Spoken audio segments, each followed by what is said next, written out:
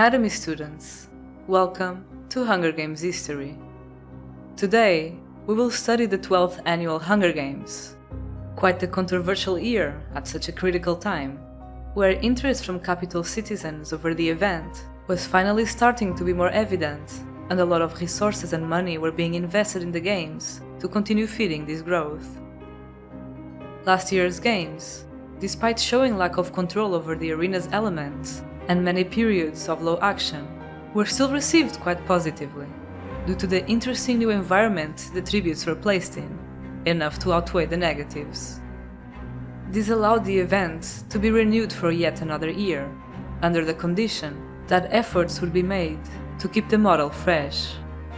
As such, shortly after the 11th Hunger Games concluded, the Game Makers team started scouting for potential arena locations immediately. Everyone on the team agreed that going with such a large outdoor arena so soon was not the right decision, and that a lot of problems could have been avoided in a smaller, more controlled environment. For this reason, the shortlisted potential locations had their area be a minimum of 50% indoors. This year, a record number of capital citizens had tuned in to watch the Reaping live. Betting stalls were already open, televising the event at the doors, allowing the money to start coming in as soon as possible. Following their excellent performance last year, all eyes were on District 4, especially on Anabi, their female tribute. But the capital also saw potential in tributes like Campbelt from District 6, Banyan and Petiole from District 7, and Quilter from District 8. The few who looked strong, both in body and spirit, and kept themselves composed during the reaping, intriguing those watching. Upon arriving at the capital, the tributes were sent to their accommodations at the Peacekeeper Barracks for the second year in a row. Likewise, Capital University students were once more invited to be involved in the games for extra credit. Would they be willing to escort the tributes in their interactions with the public?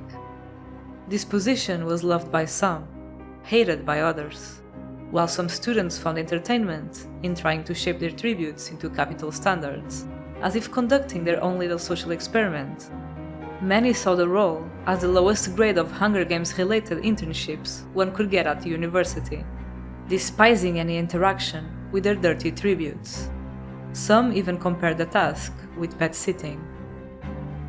Then, there were the few who saw the task as competition. Similarly to last year, alliances were motivated by those university students who wanted to collaborate together and force their tributes to do the same. Back then, collaboration between different districts was not the norm yet. Tributes were scared and anxious about each other, and only few were capable of trusting those not from home. The students, however, were now fighting over who could get District 4 to join them after having achieved a victory the year before. There were rumors that the victor, Max Flanagan, had been invited to the capital this year to accompany the games more closely. While not every capital citizen was comfortable with granting a spotlight to a district citizen, the growing percentage of those really interested in the games was ecstatic with their return, and as such, the university students predicted that the presence of the victor among them would only benefit their district further. By the time the tributes were being prepared for their interviews, some alliances were already evident. District 4 ended up allying with District 2, after much convincing from the students assigned to them. The only other alliance which included tributes from different districts together were the District 7 pair, Banyan and Petiole, who allied with Holly from District 5, due to Petiole's insistence. Campbelt from District 6 had allied with his district partner, Carsey, with the same happening between the District 1 tributes, as well as between the District 8 tributes.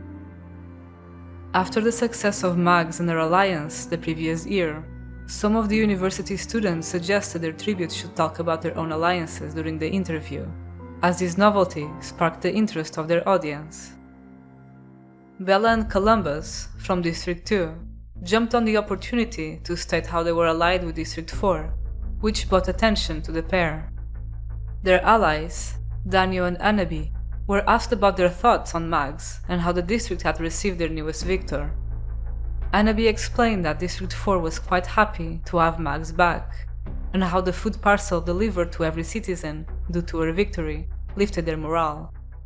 Daniel later added that he would love to provide the same feeling to the whole district through his victory. Holly, from District 5, immediately proved to be a poor conversationalist by answering Lucky only by nods or single words. Westerly, her district partner, also failed to stand out, too nervous not to stutter. Campbell, from District 6, had an attitude that both earned him some fans and annoyed others. Petiole, one of the favorite contenders of that year, was questioned by Lucky on what drove her to ally with Holly, who was at the bottom of the betting odds. "She reminds me of someone from home," Petiole held back when answering. Remembering Remora, the District 10 tribute from the year before, who claimed being originally from District 4, citizens wondered whether the case could be the same for Holly, who had a typical District 7 name, despite being from 5. Banyan, also from District 7, earned a lot of interest at this stage, showing a confident demeanor when talking about his logging job back home. The same was true from Quilter, who looked quite strong for your average District 8 tribute. But it all went downhill from there. Spelt, from District 9, both tributes from 10 and both from 11, showed no interest in collaborating with Lucky, some even completely refusing to answer his questions. The interviews ended with the District 12 tributes, at a time in which the audience had already lost interest after so many disappointing contenders in a row. The same night of the interviews, Dr. Gall appeared on television to welcome all citizens to one more year of the games, presenting to them Remus Doolittle, a game maker in training that would have his first experimental trial for head game maker this very year.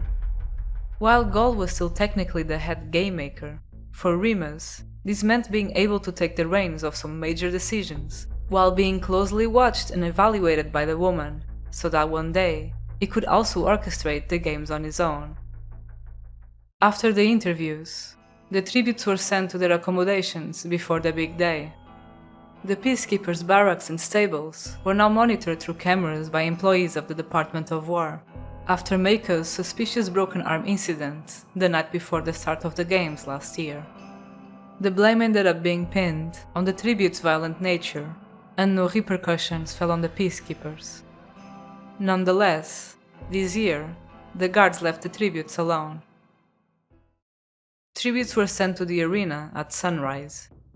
This time around, they were instructed to change from their original clothes to a standard uniform, something introduced after Mags's stunt the previous year, in which she used accessories from her clothing to build traps, something that was a big topic of debate following her victory, as citizens wondered whether it should have been allowed. The arena uniform consisted of a simple white tracksuit, with multiple spacious pockets in the track pants, white socks, and running shoes. The arena, once again a pre-existing location within the capital, consisted of a once luxurious mansion, now run down and somewhat damaged by the war. This mansion was a 3-story tall building, but the damage made its layout confusing, such as having corridors or stairs leading to rooms long gone. The Department of War invested some of their budget to renovate parts of it, making its structure stable to hold the games.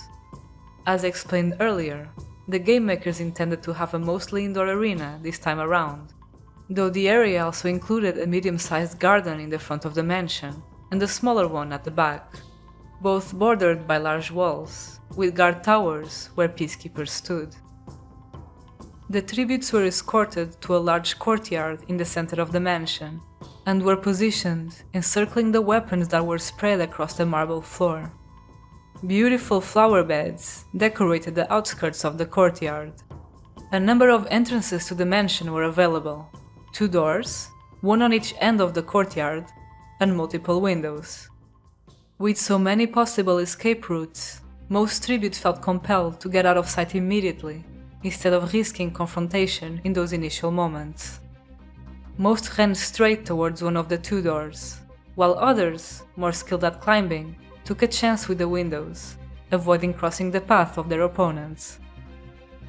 Annaby, from District 4, easily spotted one of the spears among the weapons. Despite some initial hesitation, her spear throw towards one of the tribute-congested doors was still quick enough to hit Jinzi from District 12, eliminating her on the spot.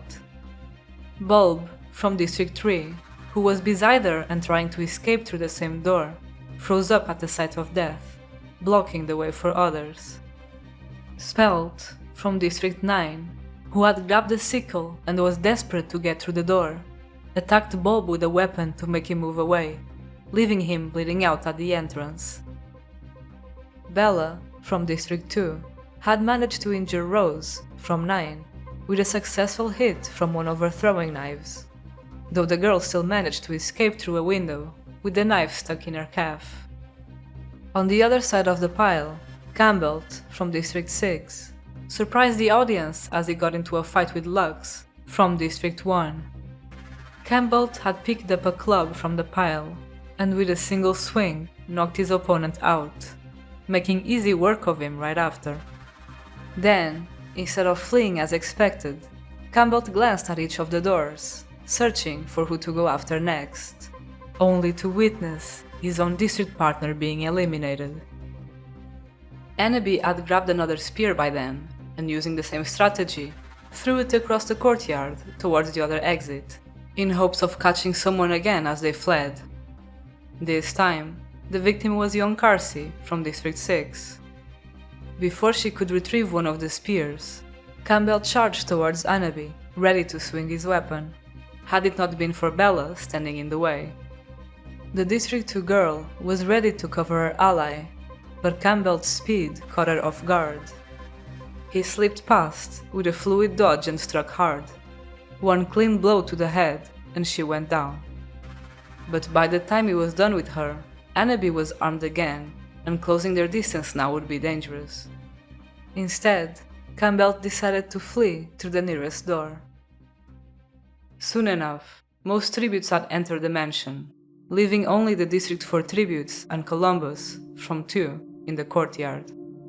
It didn't take long for peacekeepers to shoot 5 times into the air, announcing the death of the first fallen tributes. Thinking of his district partner's death, Columbus volunteered to go inside and look for Campbell, while the other 2 protected the weapons. But this year, some weapons were scattered around, instead of all being concentrated in the center, leading to more tributes grabbing one as they ran away. Dainu and Annaby spent the next hour collecting every leftover weapon and bringing them to the pile. Upon entering the mansion through the northernmost door, Columbus was immediately greeted with another gate, leading to the lush garden. On the side, a staircase led to the upper floors, and behind him, 2 parallel corridors circled the courtyard. Taking a guess on where Campbell could have gone, Columbus decided to go to the second floor. The stairs led to an extravagant living room with expensive-looking furniture. Columbus searched around for any signs of tributes, when a trembled sigh coming from behind the curtains caught his attention. Hoping to find Campbell so easily, he opened them, only to find Westerly, the boy from District 5, curled up in the corner, cowering in fear. Columbus took a deep breath, convincing himself that he had to do it. And if he was able to do it to the District 5 boy, he then wouldn't hesitate later with Campbell, he thought. It took not 1, but 3 strikes from his shaky sword, until a peacekeeper fired his weapon, signaling Westerly's death. Columbus dropped his weapon, taking a moment to mentally recover by sitting in one of the chairs. It wasn't easy taking Westerly's life, so much that the boy gave up on chasing after Campbell, and eventually came back to the weapon pile once he managed to calm down. The rest of the day was rather uneventful. All tributes who escaped the courtyard found a room in the mansion to hide in, seeing no reason to come out again so soon. It was Hop, from District 12, who drew the short straw. The room he picked in the 3rd floor had been occupied by a nest of feral tracker jackers.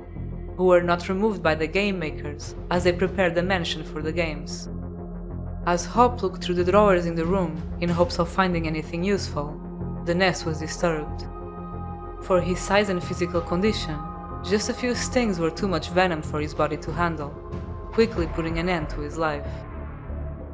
By noon of the second day, few were the tributes who had ventured outside of their rooms, and those who didn't explore for long, not wanting to put themselves at risk. This time around, the game makers were better prepared.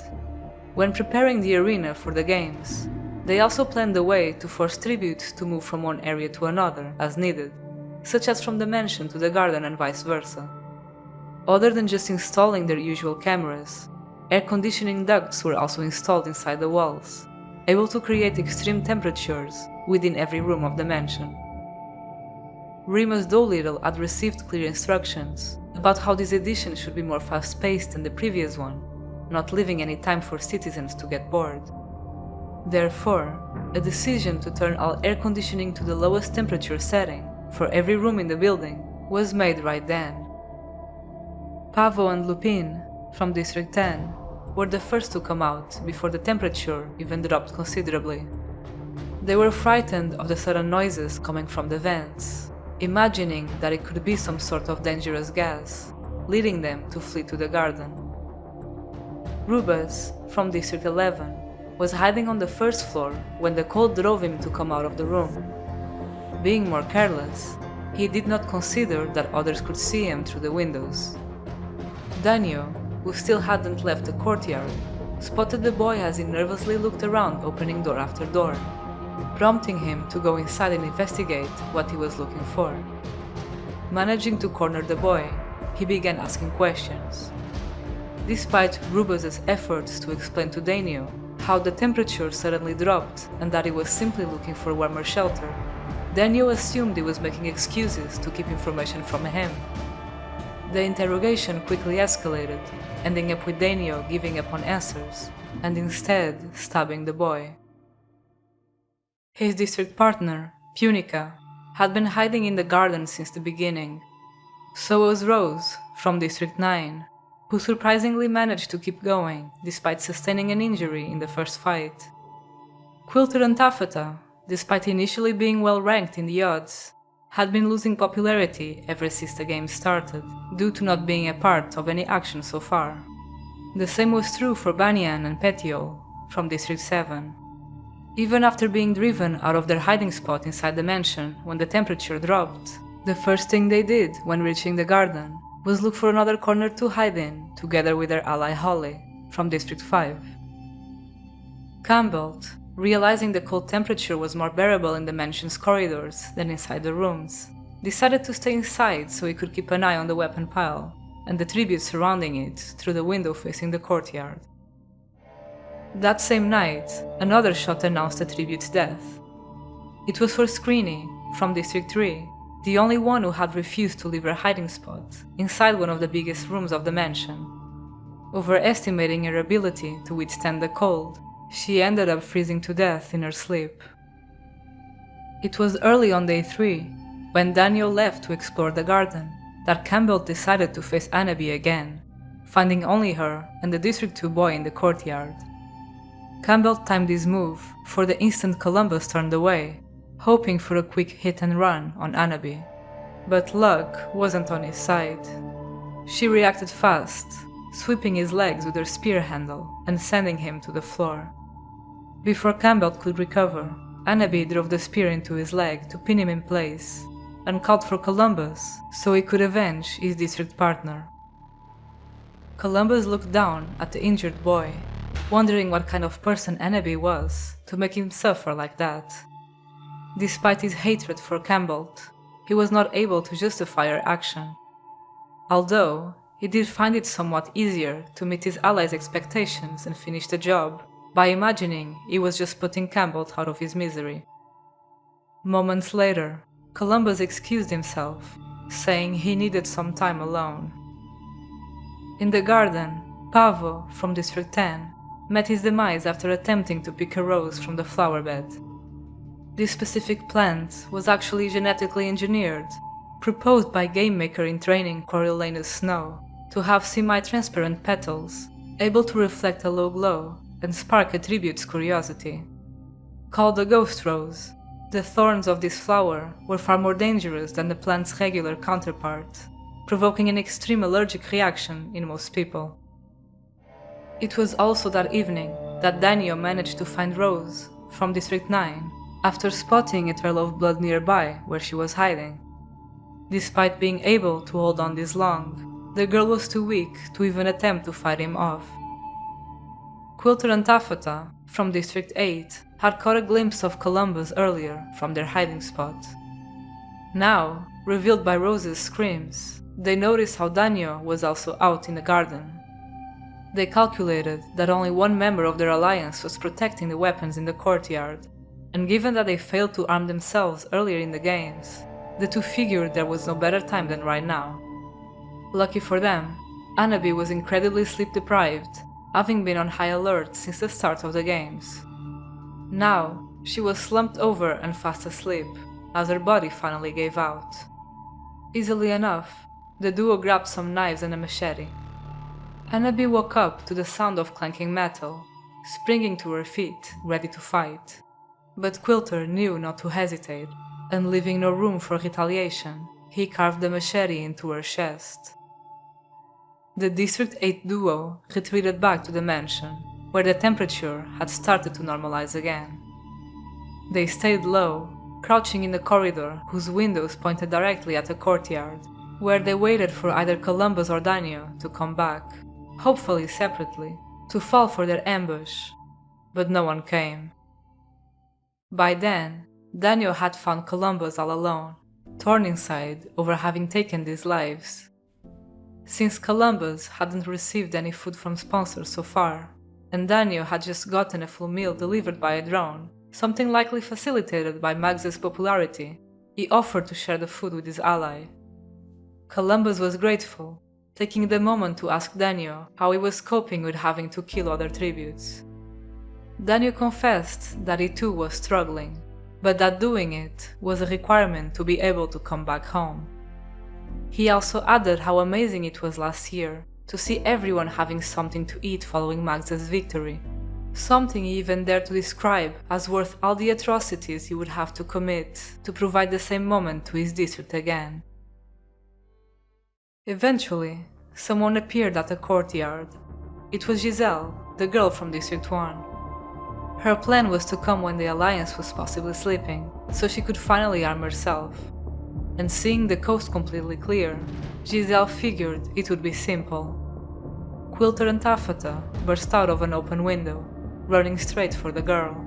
And before she could even react or arm herself, she was eliminated on the spot. Finding it a great strategy to weed out the competition, the District 8 duo decided to hold their position, hiding behind the window, and wait for the next unfortunate tribute to try their luck at the weapon pile. It was very late in the night, in the first hours of day 4, when Daniel and Columbus finally made their way back to the courtyard. The area was dimly lit with garden lights, and not being able to see Annaby through the window, Daniel rushed towards the entrance, only to be stopped by Columbus. The District 2 tribute had heard the noise, and instructed him to stay back while he would go to the center to investigate. Seeing the boy walking in alone, Quilter quickly woke up Taffeta so they could get ready to strike. But once the District 8 tributes hopped through the window and charged at Columbus, Daniel caught the two off guard as he was already winding up and throwing his spear right at Taffeta. The girl was dead in an instant, which provoked a strong reaction from Quilter. He charged at Daniel before he could retrieve his spear, but was intercepted by Columbus, who sliced him with his sword. Daniel thanked his ally for the save, proud of the boy, knowing he struggled with attacking other tributes. 2 shots fired, signaling only 8 tributes were left. While the temperature inside the mansion was now back to normal, tributes refrained from exploring it further, which was quite disappointing to the game makers. Some were too scared of a sudden temperature change happening again, while others simply felt safer not being enclosed in four walls, where they could be easily cornered. Banyan and Petiole, from District 7, and Holly, from District 5, had managed to survive the past few days, thanks to the two older tributes, who were able to identify some edible plants in the garden. Same goes for Punica, from District 11, who was surviving by laying low and eating plants since the beginning of the games. However, the edible plants were not that abundant, nor were they high in nutrients. Banyan had pushed an idea onto Petiole a couple of times, to ditch Holly while she was sleeping. After all, the 15-year-old girl did not have any survival skills, and was just another mouth to feed, besides barely engaging in conversation other than a word or two. But Petiole insisted on keeping the District 5 tribute by her side. Lupin, from District 10, was the only one daring to explore the mansion, looking for useful supplies. The girl was able to find a large chef's knife in the kitchen, bringing it back to the garden with her. She spent her time looking for any animal life she could hunt, but to no avail. All she could find were a pair of songbirds that would stay perched high and would fly away as quickly as they came by. Spelt, from District 9, had been lucky enough to receive some food from sponsors on the first day, after his performance in the initial fight. The boy knew to ration it throughout the days, which now gave him an edge over most of the competition. Luckily, water was not an issue in this arena, especially for those in the garden, which was beautifully decorated with multiple working water fountains. For the remainder of Day 4, no tributes fell. In the morning of Day 5, Banyan, Petiole, and Holly were forced to relocate in search for food. They found a berry patch close to a waist-high hedge maze. After eating, the tributes retreated to the maze, making it a great new hiding spot. Once more, Petiole attempted to get Holly to talk a bit about herself, asking about her mother, but the girl did not seem comfortable with the question, averting her eyes. Banyan shook his head in disapproval, annoying Petiole. Their conversation ended up alerting Spelt, the 18-year-old from District 9, who was taking shelter in another corner of the maze. The boy raised his voice to ask who was there, but of course, the District 7 tributes did not reply. However, Holly was terrified of a possible encounter and bolted out of the maze, attracting attention to their location by accidentally rustling the leaves on the way out. With how low the hedges were, Spelt was able to spot the tribute shortly after standing up and looking around into the noise's direction. The District 9 tribute had been successful so far in avoiding Daniel's and Columbus's rounds in the garden, and from the female voices, he knew it could not be them. However, he did not expect to go up against anyone else armed. Both Banyan and Petiole had managed to grab an axe from the courtyard in the beginning of the games. Spelt still had his sickle and was in better physical condition, but against two armed tributes, he stood no chance. Banyan immediately jumped over the hedge and circled around to trap Spelt between him and his district partner, with speed that his opponent could not match. The duo struck simultaneously, with Banyan coming closer to make sure the threat was dealt with, leaving Spelt no escape from a gruesome death. Banyan walked out of the maze, with his white uniform now stained red, followed by Petiole. Holly was just outside, kneeling beside the berry bushes, hands covering her ears. A drone soon came by, delivering a warm meal for the District 7 tributes, something more filling than anything they had eaten since the reaping day. It was at that moment that Banyan knew just staying hidden would not suffice any longer. Back in the courtyard, some tension had started to grow between Daniel and Columbus, with each shot making the tributes question if it still made sense to stay together. They had this silent agreement to simply not attack each other and guard one another from enemy attacks, but nothing could guarantee one or the other to keep their word, especially not this late in the game. But Daniel knew that Columbus was struggling to handle the brutality of the games, even more than him, which gave him some sense of safety. Columbus did not seem like one to attack out of nowhere, not unless he was forced to. So Daniel gave him his space, while both could enjoy the protection that the courtyard brought. With Banyan and Petiole giving such a show after almost a full day with no action, the game makers felt it was time to bring the tributes closer together. Early bettors who had their money on District 7 had finally gotten a taste of what the two were capable of, and were eager to see more. Dr. Volumnia Gull announced to the Capitol audience that very soon the public would have what they wanted, as her choice of mutation for this arena had actually been released more than a full day ago, teasing that every tribute who had spent the night in the garden had been already marked while they were asleep. This would attract the attention of her dear mutts once they awaken from their dormancy. The woman explained how, according to her predictions, the strongest tributes should be able to survive, while the mutts would make sure to get rid of the weakest ones. In the last hours of the evening of Day 6, the tributes taking shelter in the garden were startled by a low, rumbling noise coming from beneath the ground. Lupin, from District 10, crouched to get a closer look at the soil, hoping that some kind of burrowing animal would pop out and make for a proper meal. But instead, she was astonished, as hundreds of flying insects burst out of the ground, some flying straight towards her face. She tried her best to brush them away, taking off in a full sprint when it proved to be ineffective. Doom moths, as they are called, are a cross between a large moth and a cicada, with females being much smaller than males. Due to their bigger size and strength, males are able to perform their natural behavior of digging and burying themselves underground, where they can stay dormant for long periods of time. Females, however, have been purposely engineered to lack the ability to create burrows, but their natural drive to find one remains untouched. Due to this, female doom moths look for alternative sites they can use, having a preference, perhaps purposely so, for a human's ear canal.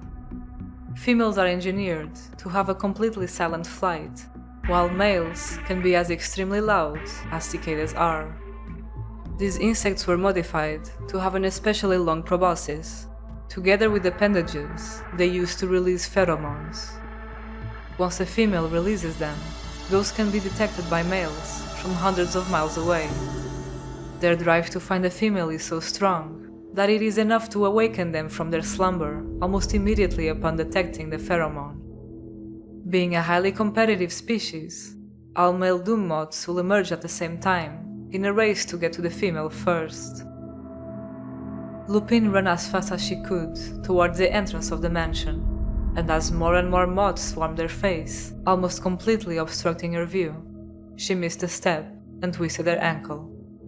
The loud noise of the mutts had already alerted Banyan, Petiole and Holly, who luckily were already closer to the mansion doors. It also alerted Punica, who was hiding deep in the garden's densest bushes. The trio froze for a second as they witnessed Lupin, so close to making it to the door. But now that the swarm had caught up to her, moths began landing all over her face, seemingly trying to get inside her ears, but being too large to do so. When the insects gave up and started digging into her skin instead, Lupin's screams were their cue to snap out of it and get inside the mansion, just in time to escape the few doom moths that were already looking for a new target. As Lupin opened her mouth to scream, a group of the insects flew inside in an instant. They crowded each other until her face was completely covered by the mutts. Banyan, Petiole and Holly watched the whole scene through one of the windows, mortified. A shot eventually announced their fall, as Lupin suffocated to death. A second shot was heard shortly after, meant for Punica, who was too far from any of the mansion's entrances to even stand a chance at finding shelter. After failing to get to the female doom moth inside Lupin's ear, the swarm redirected towards the mansion, more specifically towards the tributes inside it, desperately trying to pass through the door and window frames. Thankfully, the mansion was not in a terrible state, other than a few rooms on the last floor, which the insects did not seem interested in. They instead swarmed all over the windows, completely covering all surfaces as the doom moths landed on them. There were so many that they managed to blot out the moonlight from entering the mansion. Their loud and unsettling noise could be heard from deep inside the building, a constant reminder that going back outside would be a death sentence. This also meant that the tributes who were not in the garden were alerted about something happening. While Petiole argued that the trio should hide in one of the rooms for the night to recover from the scare, Banyan knew that if they weren't to strike now, their opponents would soon come for them instead, possibly catching them off guard. The two found a compromise by taking a small breather, while Banyan would come up with a plan to make sure they would be the ones catching Daniel and Columbus by surprise, and not the other way around. Daniel had gotten up from the noise, just to see that the windows from the other side of the mansion were not allowing any light to pass through, but he couldn't exactly decipher what was happening. And while there was some curiosity in him, both boys agreed that going towards an unknown noise was not a wise idea. The unnerving clicking from the moths masked the sound of two windows from each side of the courtyard slowly opening. Then suddenly, as a complete surprise, an axe flew from the window, hurling straight toward Columbus's chest. Petiole, from the other window, tried the same but aiming at Daniel, missing by just a few inches. But seeing Banyan rush inside the courtyard to recover his weapon prompted her to do the same, followed by Holly. Her axe was too far away, but approaching Daniel weaponless was a poor decision and she knew it. She quickly scanned the ground for something else she could use instead, but someone had moved all weapons to the pile. Before she could do anything, the District 4 tribute reacted faster. Wind up, spear throw, accurate hit. The whole sequence felt like it was over in a blink of an eye. Petiole was gone. Daniel turned his attention to Banyan, who was still yet to recover his preferred weapon after being distressed by Petiole's death. And now, Daniel had to pick up his spear back up as well. Banyan shouted for Holly to help him, which made Daniel look behind him and notice the young girl. With how helpless she looked, with fear imprinted on her face, Daniel disregarded her completely and ran towards his weapon. That split second of distraction allowed Banyan to retrieve his axe, now sprinting towards his opponent and closing the distance to have a better fighting chance. The audience were on the edge of their seats as the screens showed the two tributes from different angles. Bets kept rolling in on who would be the victor of that year. The two danced back and forth as their weapons clashed against one another. Banyan's agility had the boy evading most of Daniel's attacks, turning possible fatal blows into mere cuts. The District 4 tribute, unable to keep the enemy at bay, had proven to be rather clumsy with his mid-range weapon at such short distance, and was just about to switch to hand-to-hand combat out of frustration to attempt to disarm Banyan. At such a late stage in the games, he got careless. Daniel instantly dropped to the floor when the axe hit his skull. Just as the shot announced Daniel's death, Banyan's heavy sigh of relief turned to a cough with blood as a short dagger was now sticking out of his back. Holly, from District 5, with her light steps masked by the loud noise of the mutts, had grabbed the weapon off the pile as the two boys were fighting and ran towards Banyan, using her whole body weight to carve the dagger as deep as she could. Banyan tumbled forward, using the last of his strength to turn around and look his ally in the eyes one last time. An ally he never intended to keep in the first place. An ally that was now crying, tears he would never know whether they were genuine or part of an act.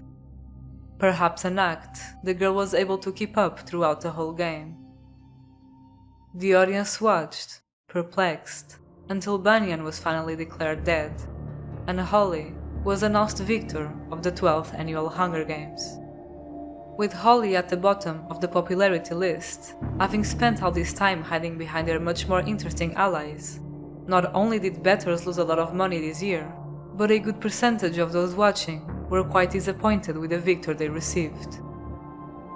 The confusion and uproar coming from capital citizens was so immense that Lucky Flickerman was compelled to interview Holly as soon as she was retrieved from the arena. It was a direct order from the Department of War, who wanted to calm the public down while still taking advantage of the moment to keep spectators hooked.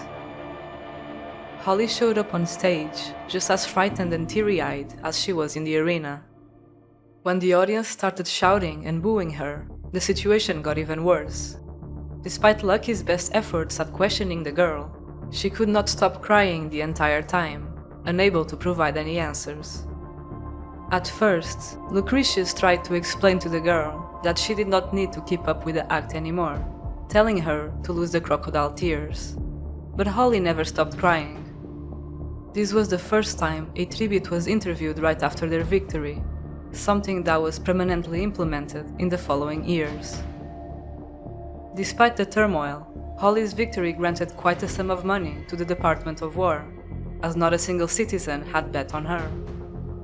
However, considering Mag's popularity and how her presence this year boosted engagement, they predicted that now, having a disliked victor could harm viewership and bets for next year. This put a new challenge on their hands: how to spin her character as someone interesting enough to fit their narrative and keep viewers invested. Academy students, in your opinion, did Holly act purely on survival instinct and self-preservation, or did she plan on taking advantage of her allies from the start? Let us know your thoughts.